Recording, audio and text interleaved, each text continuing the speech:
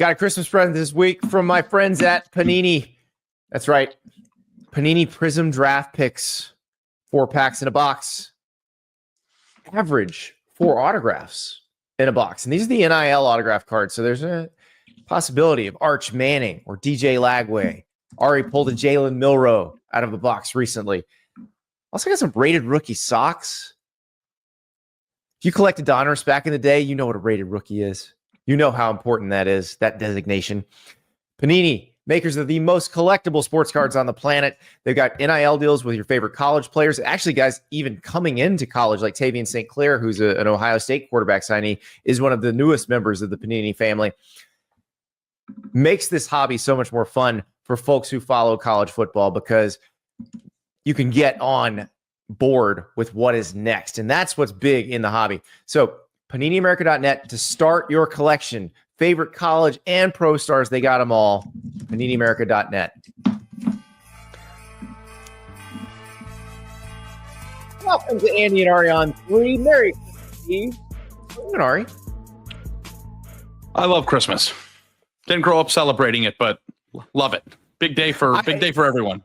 It's great. It's strange because as you guys know, Ari is Jewish, and you walk into Ari's house and there's a Christmas tree. Because we're festive.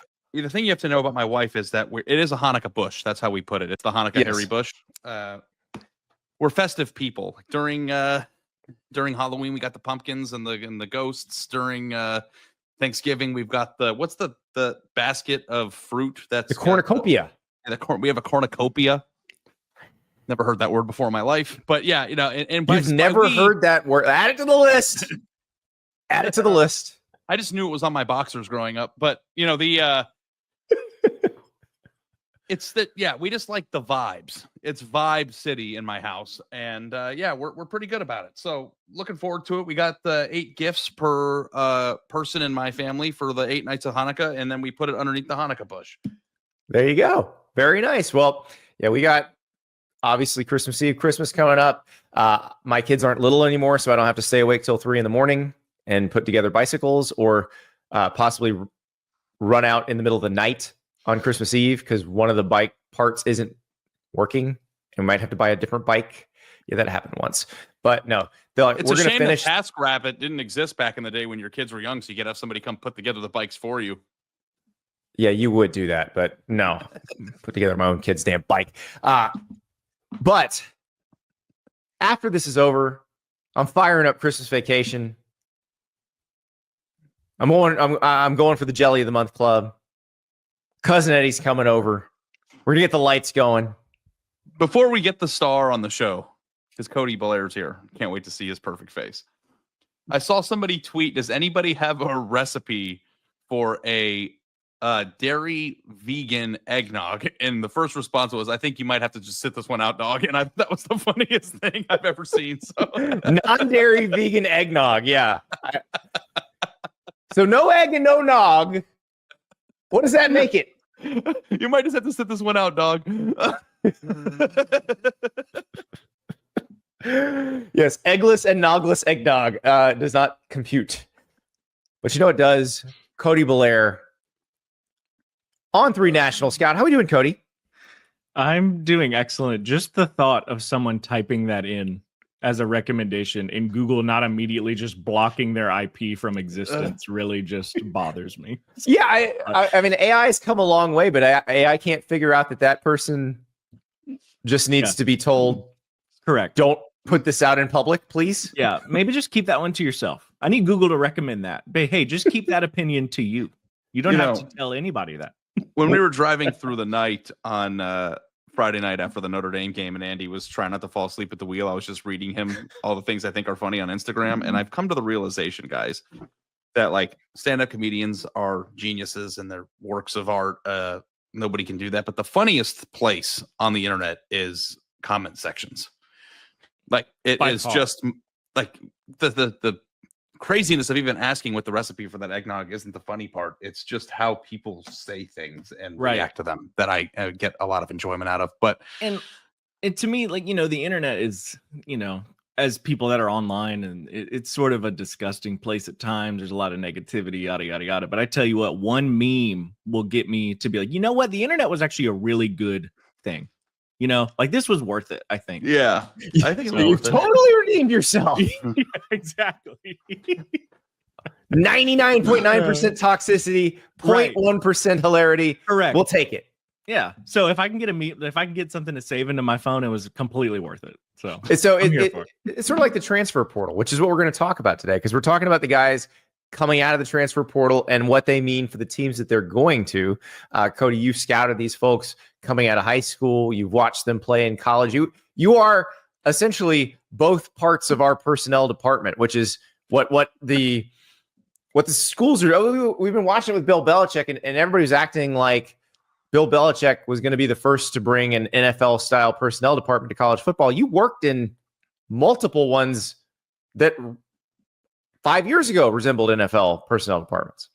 Right. I mean, I think that's just something that personnel departments have been steadily trying to mirror for a few years now, and it's sort of becoming the mainstay amongst personnel departments across the country, which it needs to. You know, I would say even when the transfer portal was just getting going a few years ago, you only had a couple departments that were actually prepared for it. So those departments were having a general manager or director of player personnel, and they had a separate, really, I mean, a few years ago, you only had like one guy or maybe two guys that actually evaluated transfer portal prospects. Now you have full-fledged departments of people that are doing it. And honestly, if you want to be able to hang across the country, you have to. That is not a one job. So more and more personnel departments are getting acclimated to changes across the NCAA and across the portal. So it's only a good thing, and more people are getting jobs. So that's exciting. Well, and so we're going to talk about we've got one or two that have not decided yet, but for the most part, we're going to talk about guys who have already picked where they're going to go. And we told you before the portal opened, like, this will happen quick. It won't take long until we have a very good idea of where some of the more impactful people are going. And let's just start with the quarterbacks, Cody, because that's what everybody wants to talk about. And Ari and I talked a lot about John Mateer at Washington State when he went to the portal. He's going to Oklahoma following Ben Arbuckle, the offensive coordinator who's only 29 years old, who was at Washington State with Mateer. Cody, what is it about this? He's a Texas guy. So, like, right. I know you worked in the state of Texas. You worked at Texas Tech. What was this guy coming out of high school, and how did he wind up at Washington State? Right. I think it's an issue of, and I think this is a quarterback issue across the board with college programs signing kids out of high school, is that this kid was a late bloomer in terms of high school starter. And what happens is a lot of these blue blood programs fill up on quarterbacks before these guys even start, some of them before they even play their junior year of high school. And for someone like John Mateer, who didn't necessarily go to a lot of camps, show his face at a lot of these events or anything in the off season, John Mateer was just playing ball, and he had a solid senior season. He ran the ball a lot. A lot of what you see on Saturdays is the same guy you saw on Fridays. It's not like he was 5'8", 160, and physically. It's not a Josh Allen situation where he just grew. It's really not. And I just think it's a matter of teams filling up at the position before he could, even get his eyes on tape. And that's unfortunately a lot of people's issues when they played Washington State this year, is they had to deal with this guy, and he is a flat out gamer, Andy. I mean, this dude is fun to watch. I don't know how many folks turned on the CW to check out Washington State this year, but if they did not, they missed out on a treat. Yeah, it is. And I think it's really fascinating too, Cody, because like when that happens and teams take players at the quarterback position when they're sophomores, you have a higher likelihood, I think, sometimes of like burnout rate, because if a player is who they are as a sophomore and you're expecting them to get better their junior and senior year and then they don't, then that might be a higher miss rate. I do miss the days of like play well your senior year, get an offer type of a deal. But then at the same time, too, there's players who weaponize that, right? Like there's 3 teams or 4 teams that are in a spot where they need a quarterback. There aren't that many available because everyone's committed. Brock Purdy did that. Jackson Dart did it, right? Like Jackson Dart at the end of his tenure, or at the end of his recruitment, had no offers yet, and then he blew up, and then could basically pick where he wanted to go, where he might not have been able to do Dillon that. Gabriel did that too. Yeah, right. but Yeah, go ahead. go ahead. Quarterback recruiting is just bizarre to me because I've seen people take freshman commitments and I've seen people take senior commitments, and I wonder what the actual hit rate would be from people who wait longer into high school careers. It's tough, man, because like you said, the other part of it, I think that's brutal and it's sort of difficult to project, which is what makes taking sophomore players, these all-American kids that are sophomores or freshmen in high school, it's a dice roll. You don't know how that kid's going to physically develop if you're taking a high school commitment at 14, 15 years old. That's a lot of change to a human being throughout their high school career. And ultimately what happens is these programs have to take a risk, and they have to get their quarterback in the boat, because having a quarterback in the boat makes life a lot easier when you're recruiting other positions, specifically skill positions, because, hey, it's really nice to be able to say, hey, we got this top 3 ranked quarterback in the country in 2027 or whatever high school class that is now, and you should be able to play with them. You want to play with one of the top signal callers in the country? And it helps make your life easier in recruiting, but does it necessarily equate getting a dude when the time comes after his senior season? I don't know if it's that 1-to-1 of a ratio. Do you think it's going to slow down because of the portal? It's like the emphasis of I need to have somebody locked up 4 years in advance goes away when you can just get John Mateer to Oklahoma. Think about how much brain power was in on the Jackson Arnold recruitment and how it all turned out. It's I wonder if there's going to be a regression back to the mean when it comes to when do you evaluate kids? Because I always thought it was weird. You're evaluating a person who hasn't gone through puberty yet. Right. Yeah. I think to your question, Ari, it's a matter of, if you got the funds to do that, by all means, take your time. Because if your goal is hey, we're going to money whip somebody when they enter the portal, then by all means, if you got the funds, go for it. But I do think ultimately having that guy out of high school allows you to recruit other positions more efficiently, and it gives you more solidity towards your future in terms of saying, hey, we have a guy in the wings. We know what we have. Now, granted, you can mess that up if that kid enters the portal or you bring in another name, and, it can make things dicey, but ultimately you got to play both sides. So There's Jackson no guarantees. Jackson Arnold now at Auburn. Mateer comes in at Oklahoma. What is Oklahoma getting in Mateer, and how does it change Oklahoma's offense?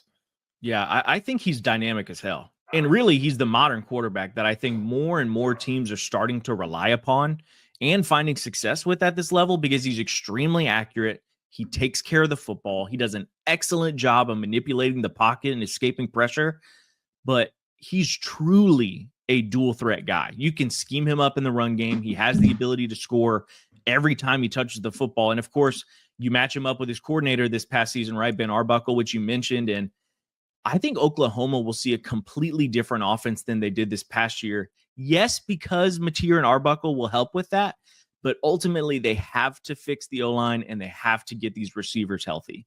However, having a proven gamer like a guy like John Mateer only helps the offense moving forward.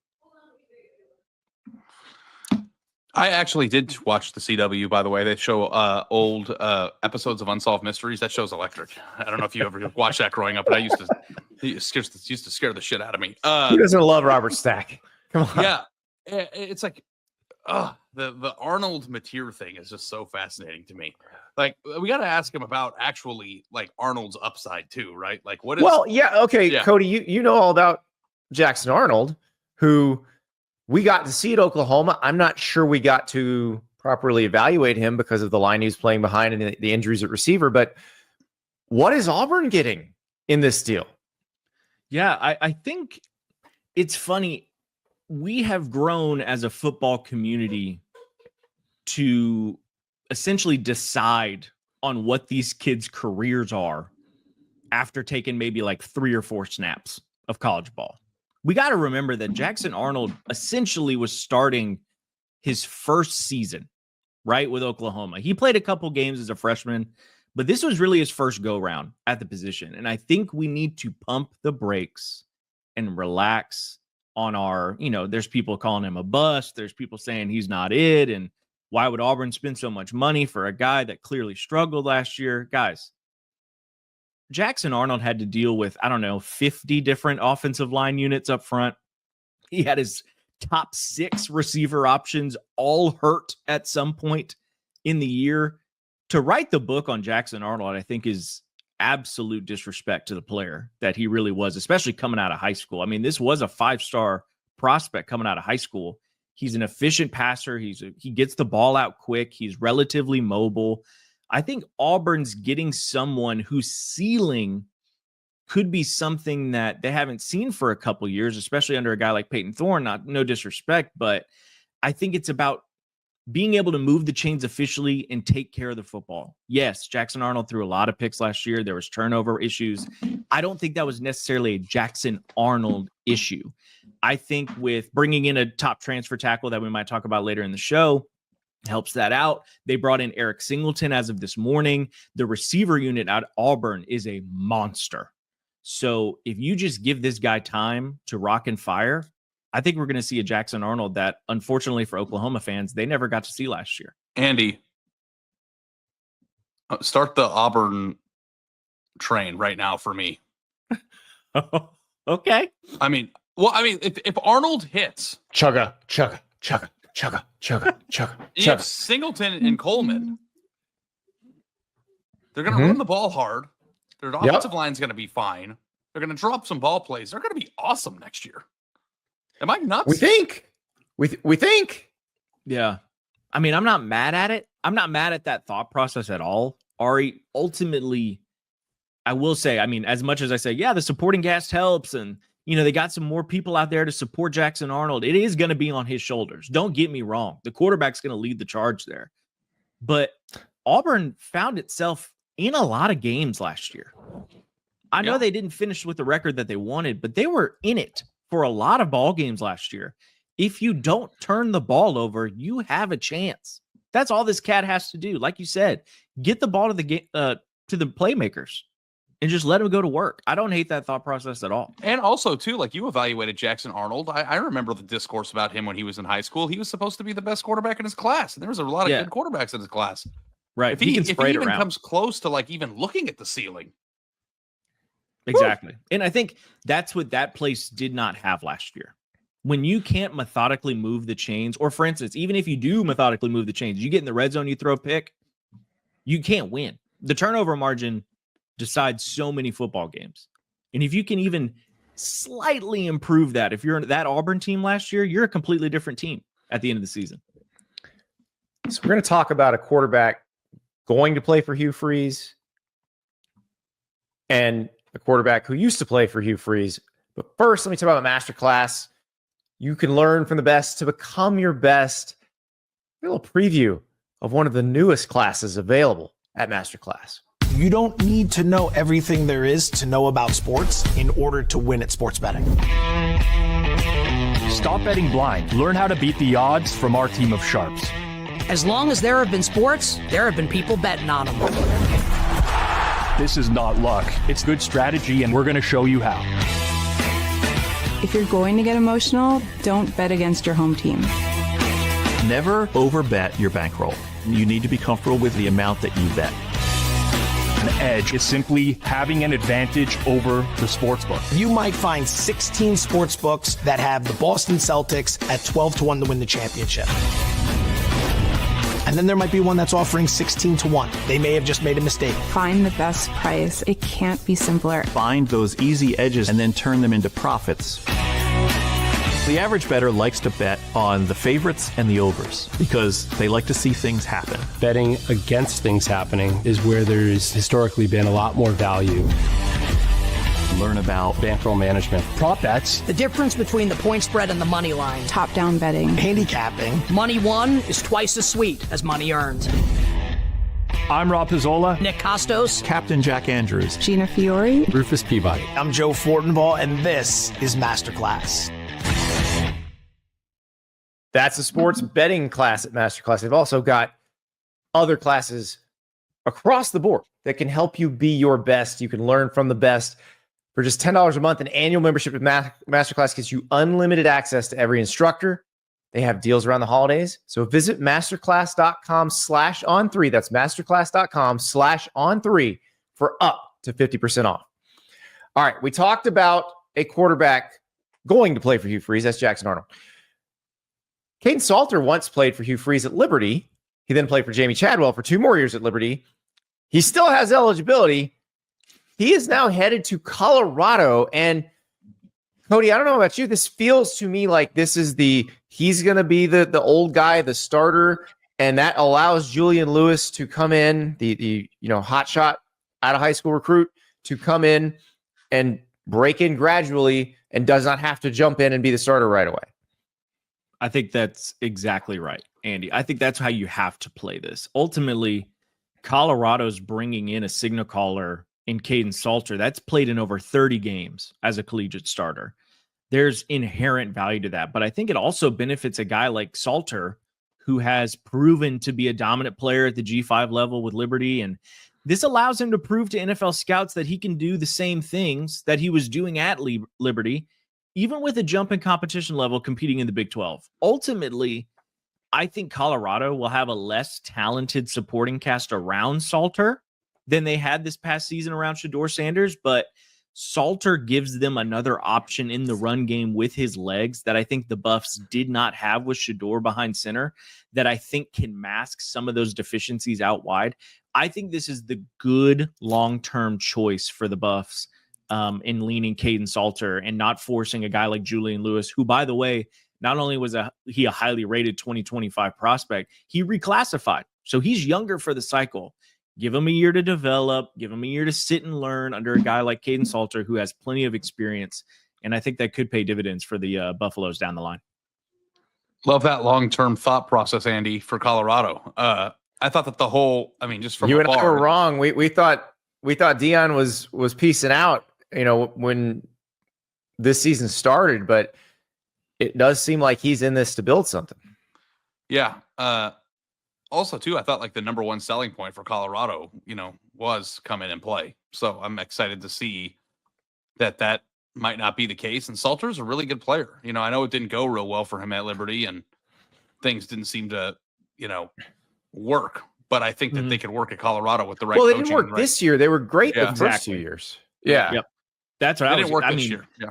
Yeah, this past season, it wasn't exactly the same Kaidon Salter that we saw a year ago. I mean, a year ago, he was throwing for nearly 4,000 yards and was essentially scorching opposing defenses. But I think, change of scenery benefits some guys. And I think ultimately with what Colorado's doing, I think this is really a perfect marriage for what Colorado wants to do and what Kaidon Salter wants to prove to the NFL community.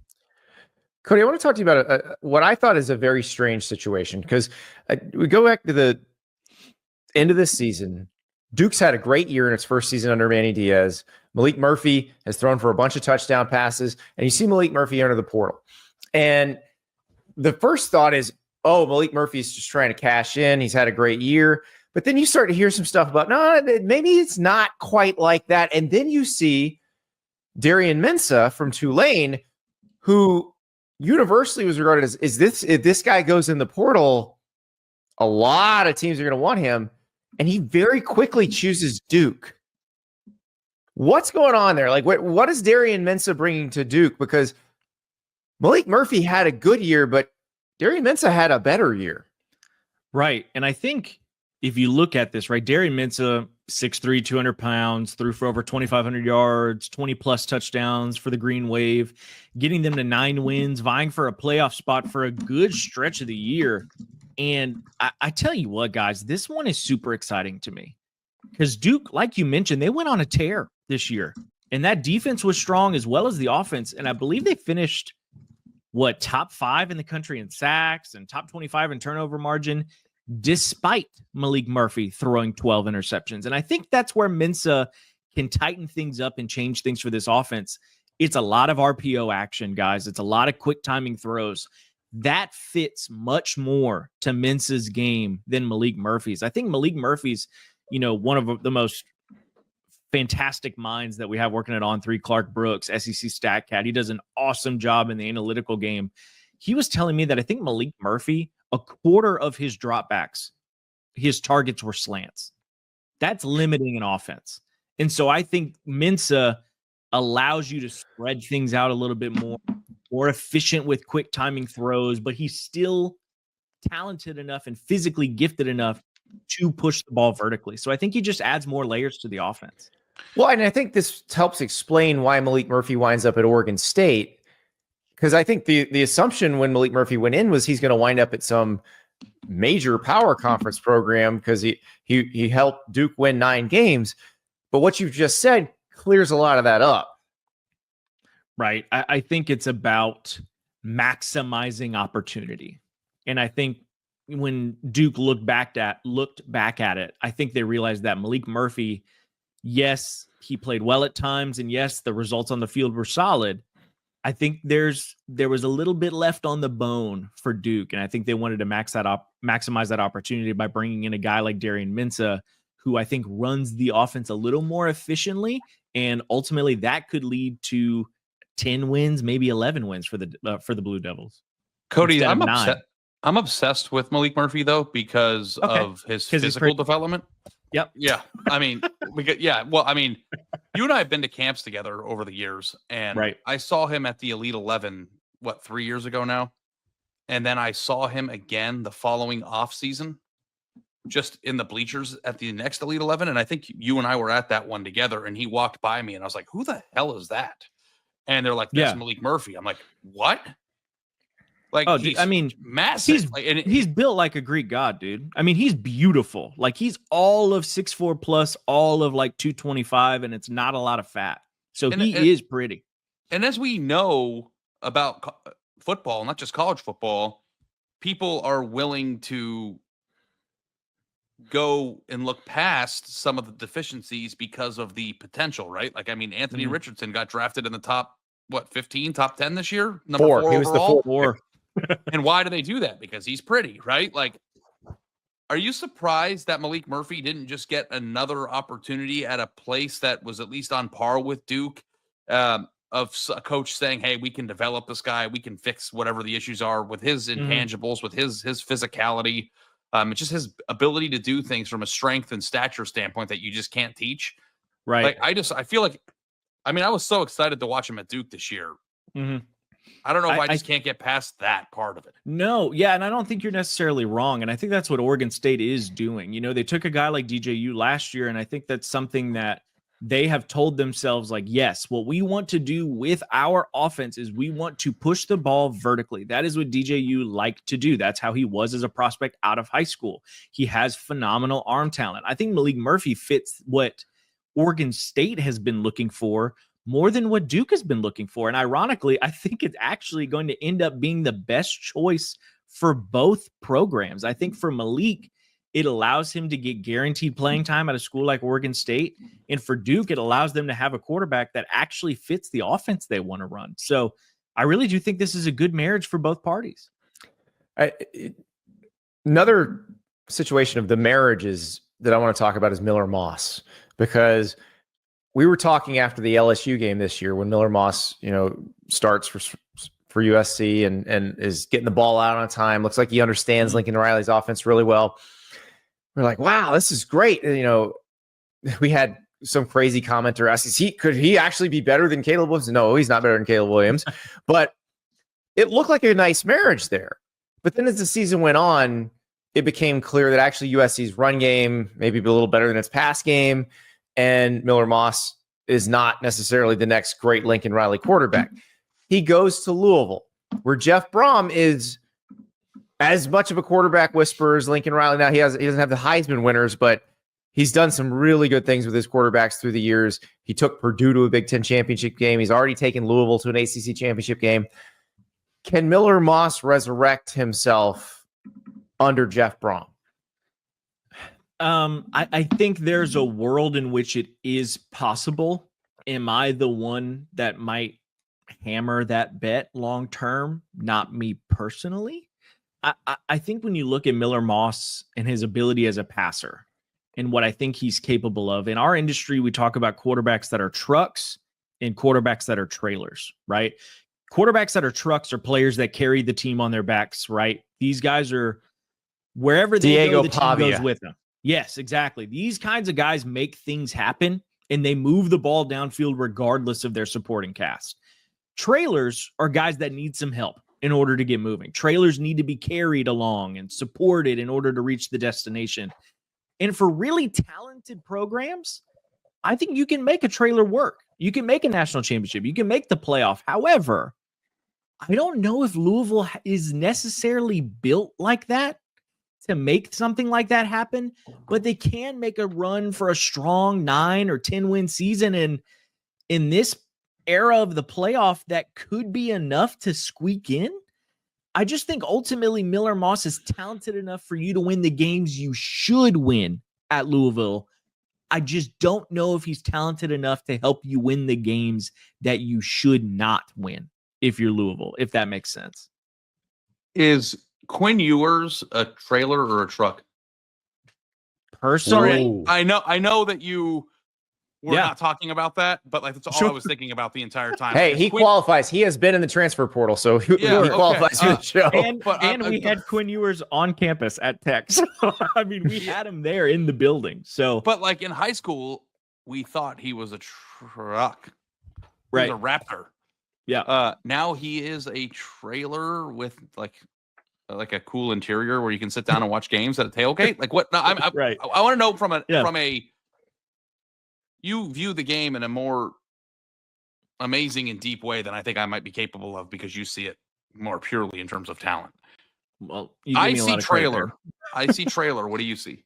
I don't necessarily disagree with you. And I think a lot of that was put on display this year, unfortunately, for Quinn Ewers. And there are a lot of sexy aspects to his game. He has always had a piss rocket of an arm. That still exists. He can push the ball vertically. That is his game. He can do that. He is relatively mobile. He can escape the pocket. The thing that I think has shown Quinn Ewers' limitations this year is the processing, right? Some mistakes. He's got moments where he's late on a read or he doesn't go through the progression efficiently. And the other thing that I think, to your point, Ari, is what we talked about earlier in the show, physical development.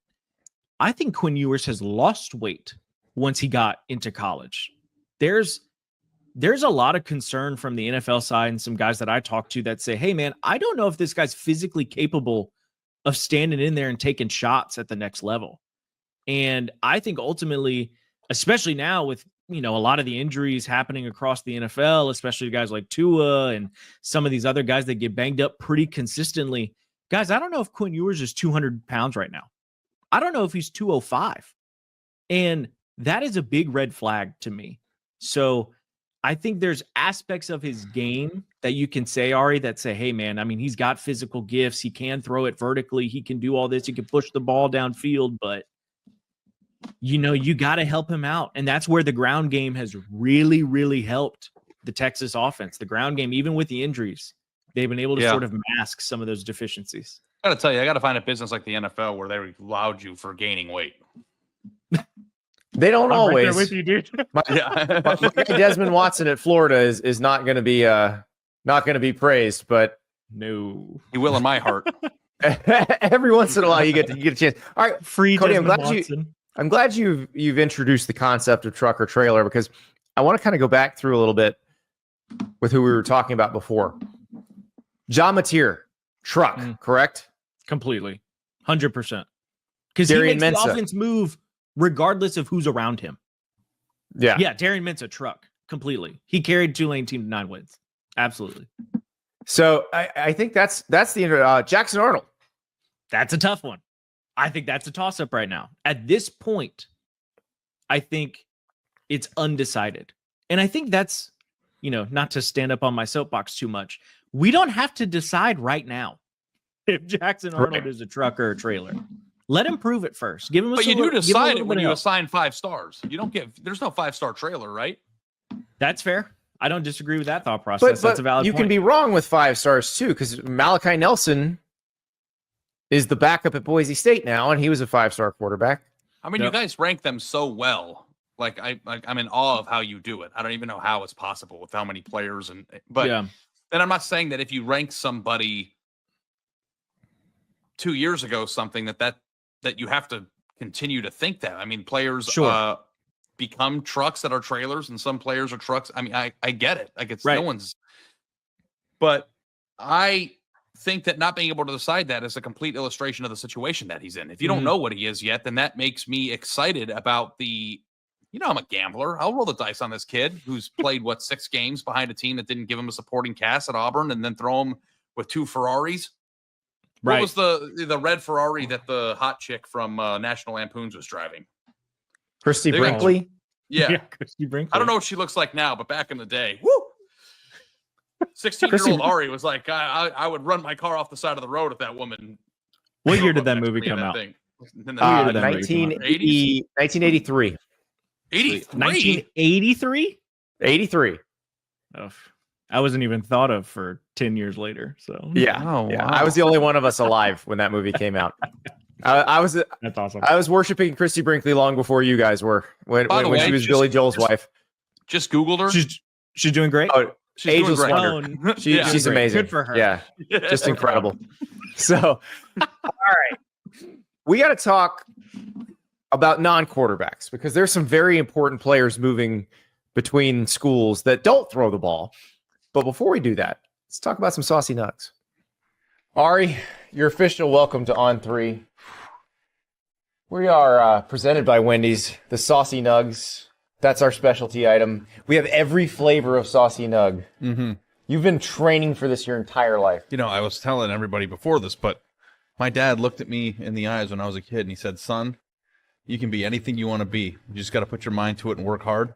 And I said, I want to eat Wendy's on camera. So I made it. Here I am. So I'm going to just get started. Okay, I'm going to grab some garlic parm. So, okay.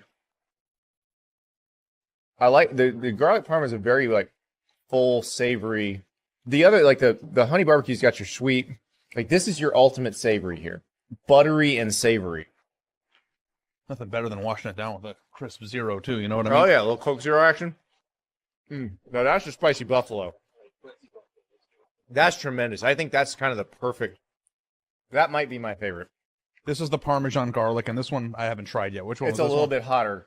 Parmesan garlic. Oh, this is spicy Parmesan. Yeah. Okay. It's pretty damn good. See, I keep changing my favorite. I think that's the point of this exercise, right? Yes. That's my favorite one. I could put down 32 ounces of Coke Zero and be like, it will not. Where's the next 32 ounces of Coke Zero? Well, and hey, free refills in the restaurant. So Wendy's new Saucy Nugs. Take the crispy and spicy nugs you love and turn them up to 11. Choose between flavors like buffalo, honey barbecue, garlic parm, or if you're a real heat seeker, try the spicy ghost pepper only on Wendy's signature spicy nugs. I dare you. That's 7 delicious ways to try the nugs you already love. Pick a flavor, grab some extra napkins, and prepare to nug. Have never nugged before. Andy. Now I'm hungry. That could be a national campaign. We put our heart and soul into that. And I want to tell you guys this too, as a Jared from Subway. No, not that guy. But oh God, what are you doing? Trying to get Wendy to hire us some more.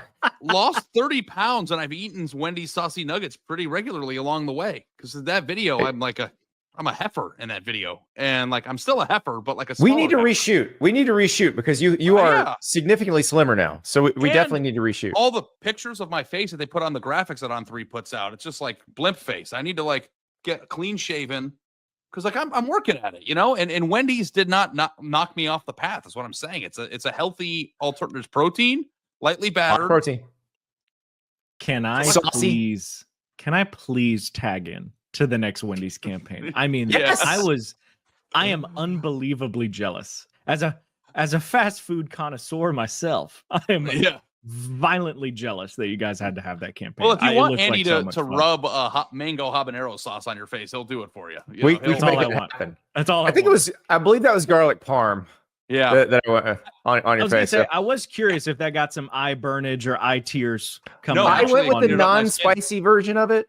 Because Ari has done the one chip challenge and then put his finger in his eye. So we got to be careful there. You're better than that. Actually, if you get the saucy nugs and you can't finish them all for some weird reason or you're a weirdo, Skin moisturizer. My pores got cleared up nicely from that. So no, it was awesome. The FDA has not evaluated this statement. That has not been Please don't sue us. All right. I've got great skin. What can I say? There are people who've come out of the transfer portal who are not quarterbacks, who are also very, very important, Cody. One guy who I remember being a little surprised he didn't go out after his freshman year just because of the program he was on, how great he was as a freshman in the league he was in. Dillon Thieneman from Purdue. He is now headed to Oregon. This feels like a very, very impactful move.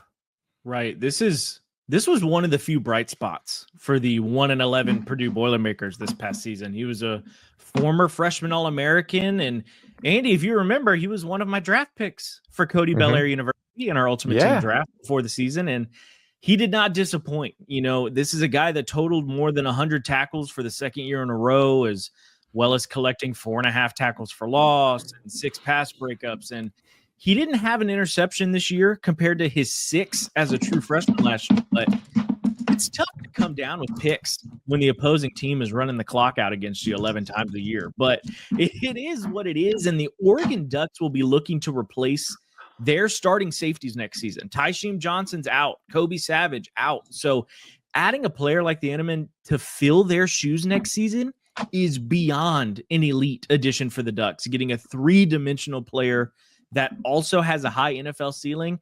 Dan Lanning's just doing what he wants out there on the West Coast. Yeah. I mean, I know we're breaking down individual players here, and we'll continue to do so, but pretty electric out there, huh? Like, has he been the most efficient in terms of not only finding the guys that you think can be impact players, but also plugging holes and stuff? Like, who do you think, if it's not him, is the portal king this cycle? Yeah, I think Ole Miss has had a really good track record of that, and they do a great job as a staff. They're probably one of the early adopters of the NFL model, right? That came over from Austin Thomas, who was my mentor at LSU, and that's somebody that emphasized this portal as soon as it got going. And I would say Ole Miss has historically been in that world, but this year, man, it's the Red Raiders at Texas Tech. And I know I'm so glad you brought them up, because the next guy I was going to ask you about is Cole Wisniewski from North Dakota State. But we can talk about all of the guys that are coming to Texas Tech, and also the guys that may not be going there, but they got to at least come visit and look at it. Like, sure, what are Joey McGuire and company doing right now? Right. And I mean, it starts with Cody Campbell, which I know is a person that, if you're familiar with the city of Lubbock and Texas Tech University, Cody Campbell that's the guy that's funding everything over there, Double Eagles. So they got somebody that's a former player at Texas Tech who's gone on to do some great things in the oil and gas industry, and he's been really successful. And that's someone that is willing to put his money where his mouth is, and he's trying to, and for, you know, that's the world we live in now in college football, especially in the portal. You got to have some money to back things up. And the other side of that is, you know, we look at Florida State this past year. They brought in a ton of transfers, but it doesn't necessarily translate to wins. And I think you got to give kudos in that Texas Tech building to the guys that are evaluating, and that's James Blanchard, that's Brian Nance, that's Sean Kinney. They got a bunch of guys in that personnel office that know what it means to be a Red Raider and what those guys look like. And I think that's the difference, right? Is being able to put your money where your mouth is, but also bringing in guys that you know can make an impact and actually fit into the team. And so I think Cole Wisniewski is one of those guys. Texas Tech's losing CJ Baskerville to the NFL, who played that star role that you see a lot of teams have now on defense, which is basically like a heavy safety or a big nickel defender. And Wisniewski fits the physical and athletic profile to a T. So I think the folks in Lubbock will be hearing his name over that loudspeaker a ton of times at 2025. Did you guys see the threads on the internet of people or message boards saying, well, I'm going to get an electric car if the oil and gas guy is going to make Texas Tech? Yeah, that's, and ironically, of course, as my wife, my now wife is, you know, works for Tesla. And so it's funny to be like, Nat, our friends over in Lubbock are doing some pretty good things with that oil money out there. So I hope things are okay. Maybe cool it on the Teslas for a minute. Stop selling somebody. Let's relax, guys. Let's talk about Cole Wisniewski, who's coming from the Bison. And this was a guy that a lot of people in the FBS wanted when the name went into the portal. What is Texas Tech getting? Yeah, we talked about Dillon Thieneman, right? And that's someone who I think the NFL community and college community would call a 3-dimensional safety. And when you talk about 3-dimensional safeties, that's guys that can function in 3 levels of the position. You're being asked to play run support, you're being asked to play man coverage, and you're being asked to play zone coverage.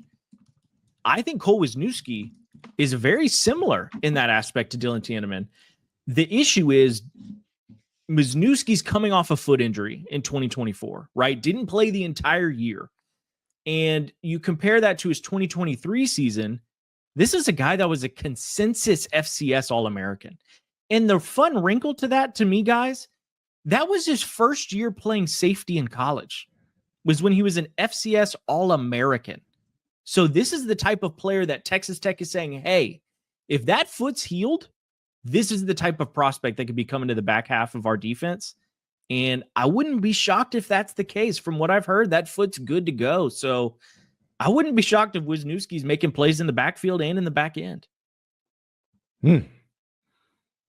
Oh, you can play, guys. Travis Hunter has inspired people. Oh, goodness. Will you like so many River clip this and say Cody Bellaire thinks Cole is the next Travis Hunter and just like run that as a promo? Yep. Book it. Well, hey, we clipped your Lenora Sellers, and you were right about that. That one worked out. That one was pretty good. Didn't make it to New York, but he had a pretty good little year, I think.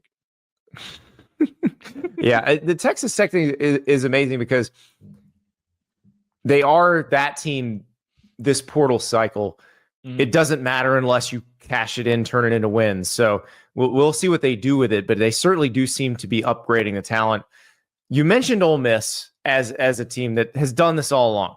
Mm-hmm. And one thing I think they've done well is taken the guys with a lot of eligibility remaining and then kind of develop them as Ole Miss players, not necessarily as, because like Jackson Dart, you don't think of as a guy who went to USC. Jared Ivey, you don't think of as a guy who went to Georgia Tech.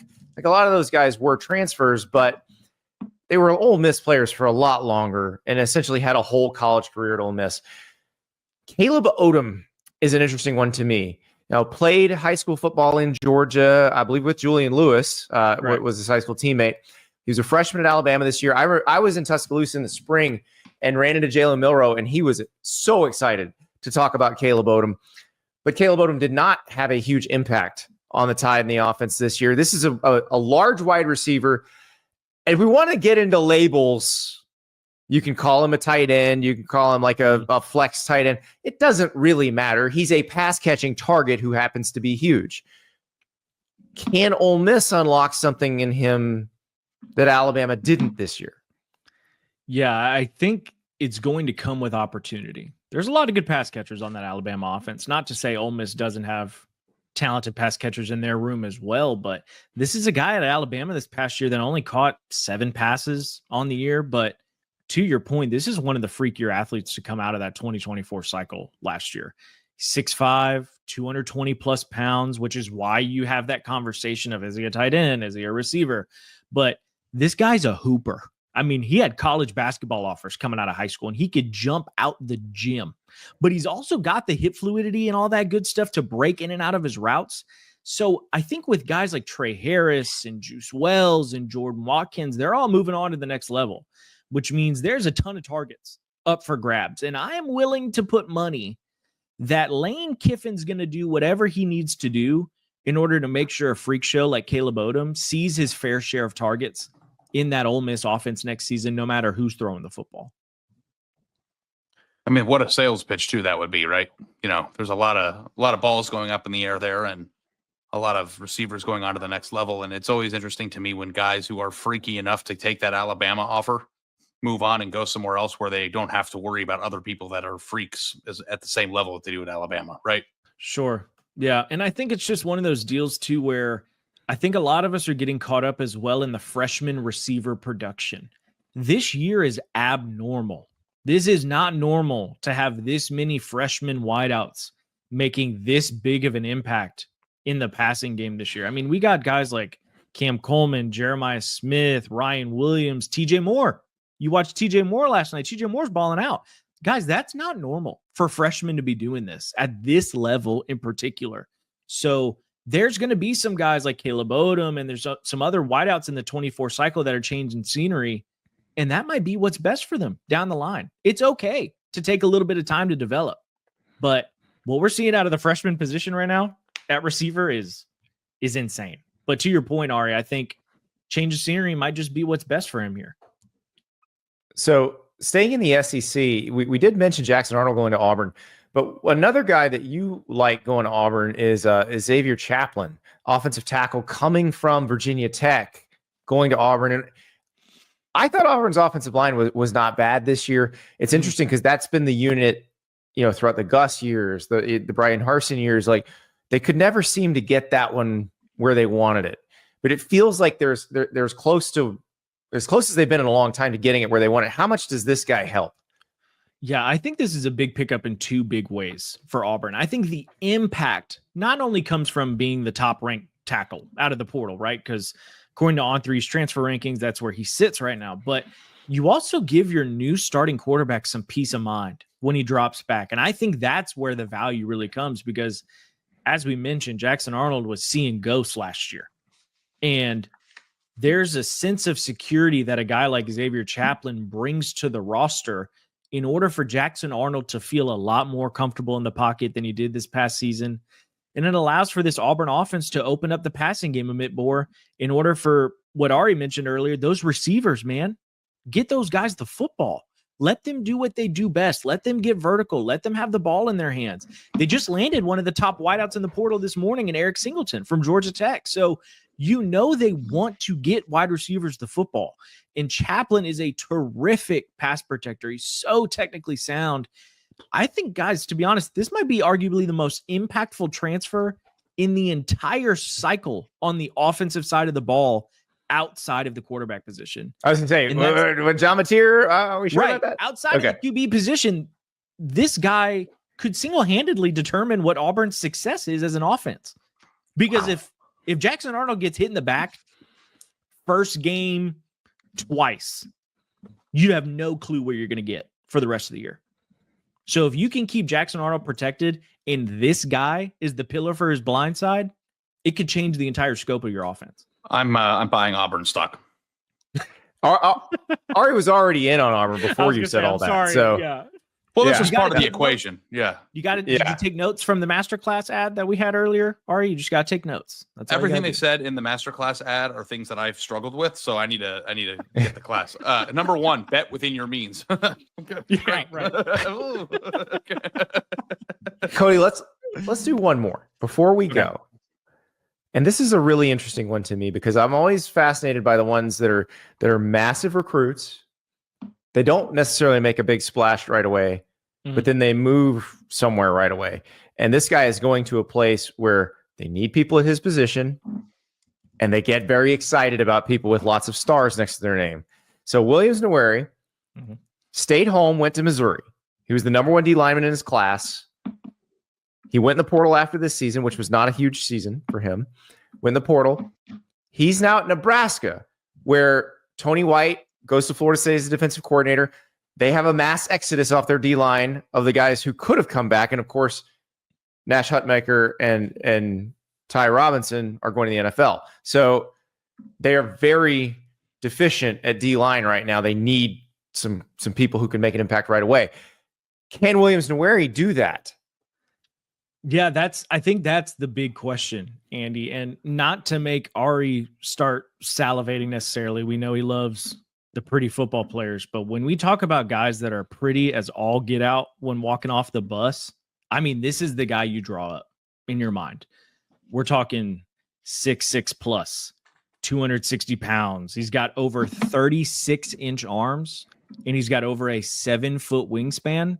That is not normal. This dude is a total albatross coming off the edge. And He played less than 50 snaps from Mizzou last season. He's still scratching the surface as to what he could become in the future.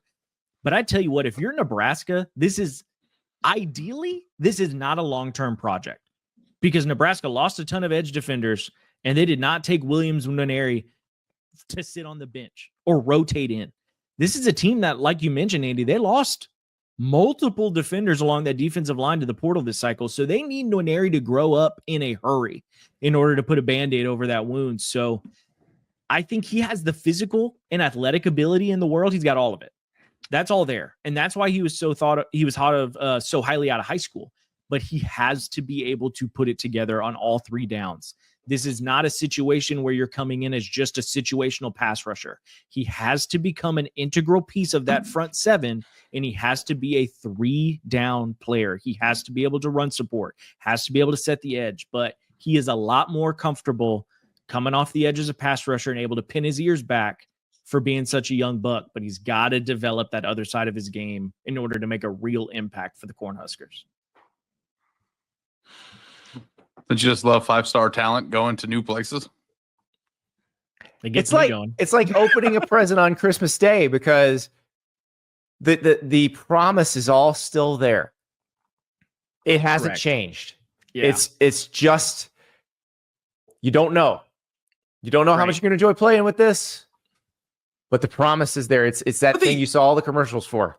But to Cody's point, like the expiration date on whether or not they can still play like a 5-star has to be past their first year.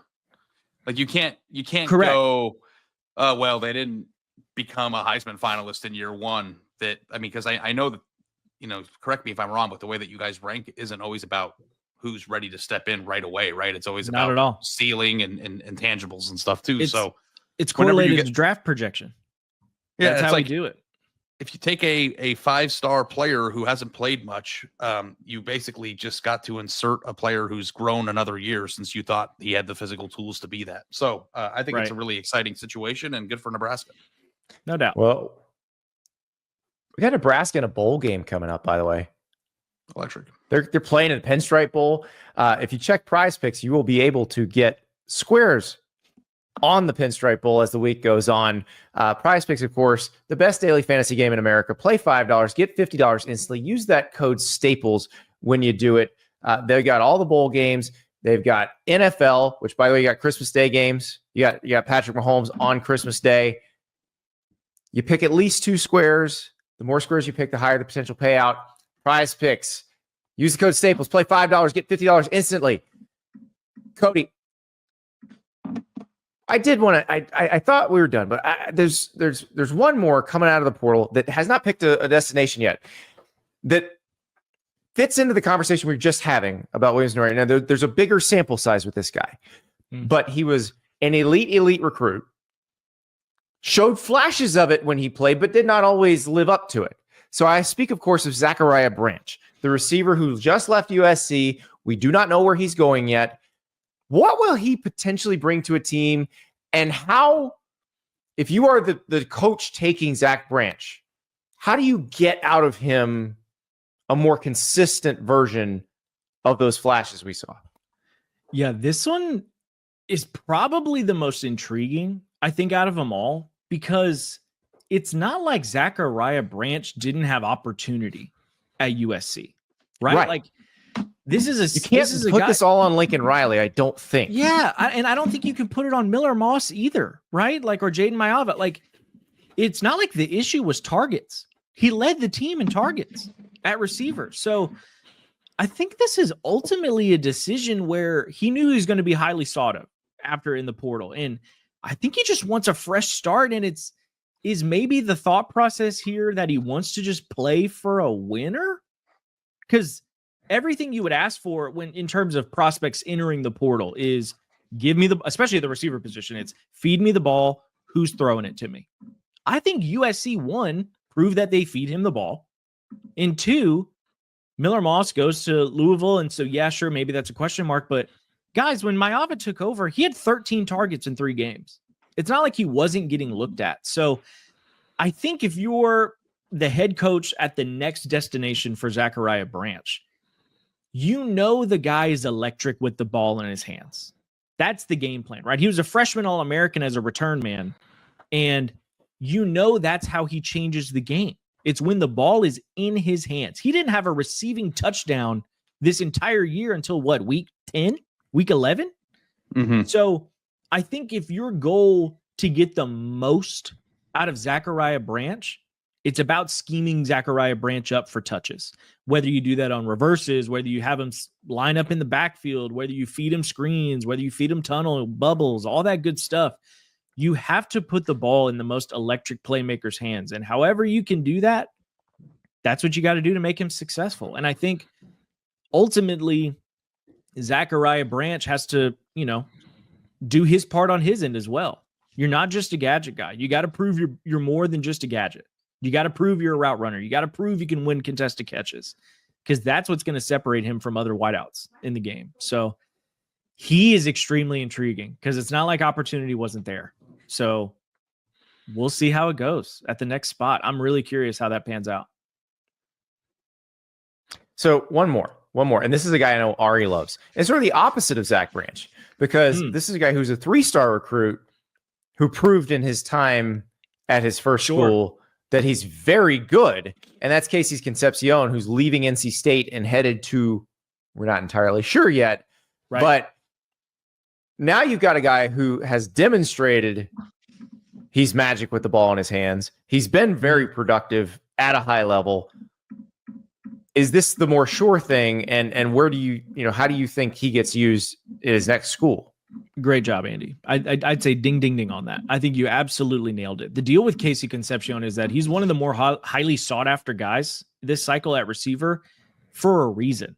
This is a guy that was a former freshman All-American that had amazing production. He caught over 70 passes, over 800 yards, 10 touchdowns.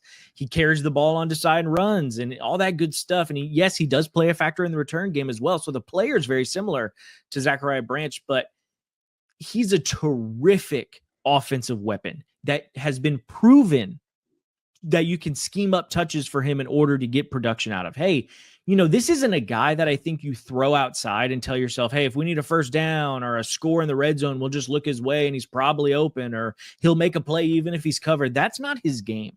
He's someone that has to work primarily in the slot or in the backfield to maximize his ability. I think this could be a player that a team is quote unquote overpaying for due to knowing exactly what they're going to get by adding them to the roster. And that's exactly to your point, Andy. He's more of a surefire bet than arguably any other receiver in this class, because you know exactly what is entering your receiver room when he walks in it. Ari's ready to sign him right now. Ari's throwing cash. Audi, BMW, I like both. I think that whenever you can add somebody who makes exciting plays on SportsCenter, that adds to the intrigue of it, but also at the same time too, you need somebody you can count on. And it's the 3rd and 8 catches and the red zone first down receptions in traffic that might not be on SportsCenter's top 10 that actually win you football games too. And I'm very curious which. And it's the knowing what you're going to get game after game after game, and not necessarily there's going to be one great game and then 4 where not much happens. I think I'm also there's value in by consistency by guys who don't go in the portal and then find their place in 2 hours. Like, I like guys that, like, it makes it more fun to follow, because it's like these guys have both been in for over a week. Well, right? Okay, I know why Ari's saying this, because if this were Ari, he'd want to go to every visit. He'd want all those. He'd want to get wined and dined. Like he's not going with the do not contact tag. Yeah. No, I never did, even in dating. Even if Ari was tampered with, let's say, right? Like, he's like, no, I'm going to milk these. He's like, you call me. Correct. You call me. Tell me how great I am. Tell me how pretty I am. I tell you what, that was like easily the most frustrating part, is when you're dealing with a kid that's been in college for, I don't know, 3 years already. And they're like, yes, sir, when are we doing the photo shoot on the tour? And you're like, God, I can't believe we're doing this. You are 23 years old. Yeah. Some of these guys are like, can we stop with the photo shoot? We're good. Yeah. I want a scepter and a throne. That's what Ari's saying. Legitimately Please. already contributed to Social Security. Can we just cut the shit and just sign the papers? You aren't even on your parents' insurance anymore. Please let it go. Yeah. It's a good gentlemen, this has been wonderful. But we need to let you guys look. Cody, he's a new husband. He's got to get to his bride. Lucky woman. That's right. Ari, you got your family. You got I've got a family. 8 magical crazy nights. Yeah. Yeah. I got to fire up Christmas Vacation. I got to see Margot and Todd. Everybody, thank you so much. We love you. Merry Christmas, Happy Hanukkah, and we will talk to you again on Thursday.